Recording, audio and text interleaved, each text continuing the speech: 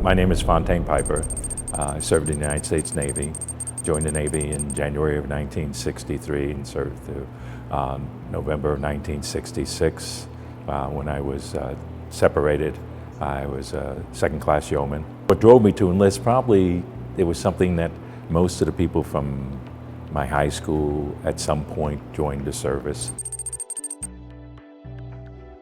Basic training was interesting, I guess, and that may be a comment that a lot of people say about going to basic training. It was at the Great Lakes, Illinois.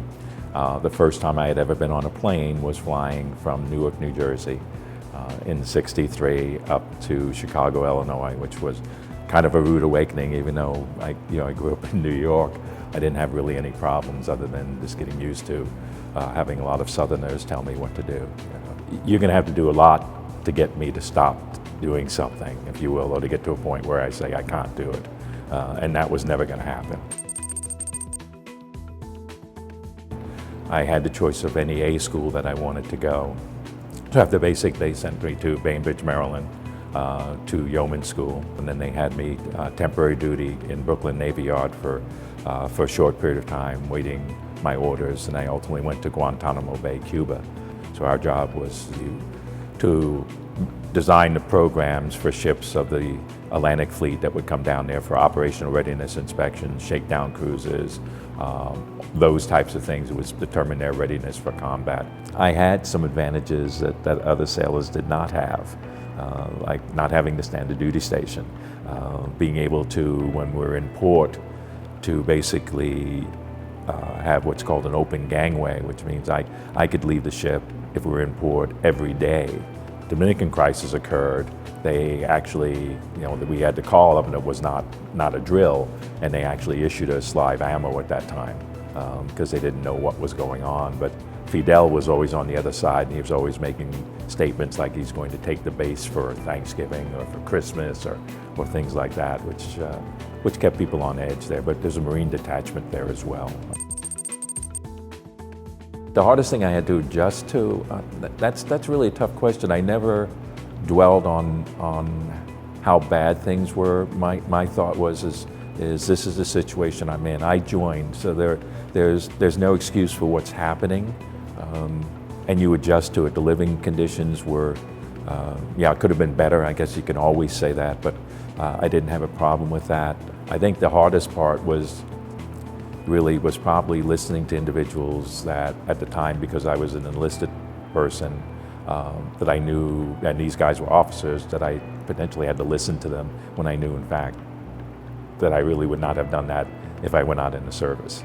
That was probably maybe the hardest adjustment for me, is learning to keep my mouth shut. Being promoted fits into that category, and being in the first selection group, because they are spanned out. That on the exams, they divide you into groups. The ones that score the highest, they're in the first promotion round. Ones that are next batch of them will be in the second promotion round. So being in the first promotion round was always a good day in there, and that was always the goal. I had good duty, and I was fortunate.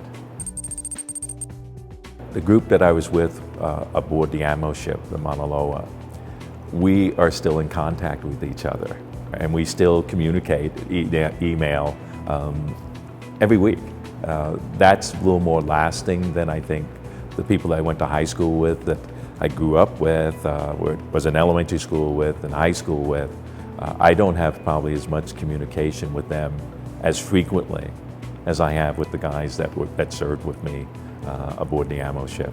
And that'll give you an idea of the band of brothers and all, we were soldiers and all those things you see on TV.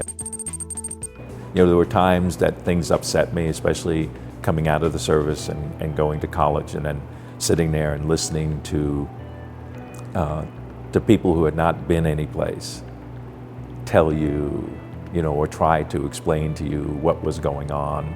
And it's like, you haven't lived, so don't even start.